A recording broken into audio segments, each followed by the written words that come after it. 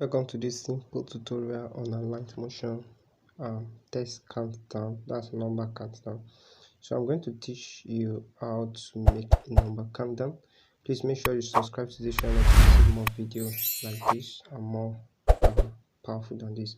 So I've already created a simple text countdown like this. Now the way I did the test to count this text, the way it counts down, and this is how you do it. Just edit this group. Okay, so I want to show us. So this is the text, this is the number actually. So what you have to do is the effect, go to effect. So we have the text random, so you click on the text random. So now you bring the text random from add effects, so you take it to text random. So you can see the text random here.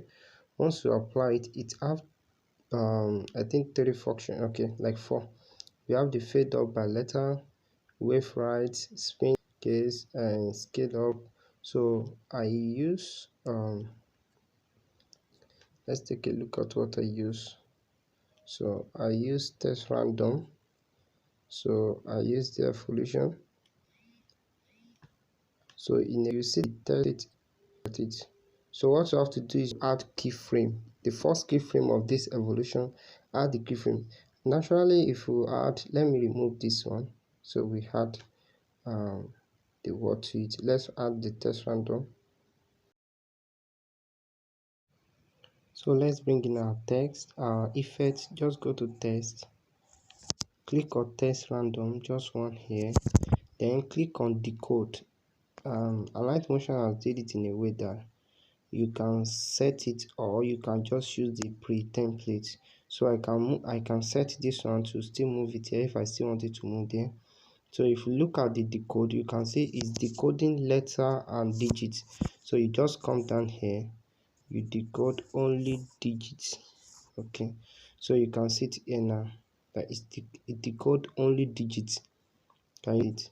So assuming I want it to the time frame to still be longer than this, I can just remove this one, then go to this page and still what to and still increase the evolution, the start here.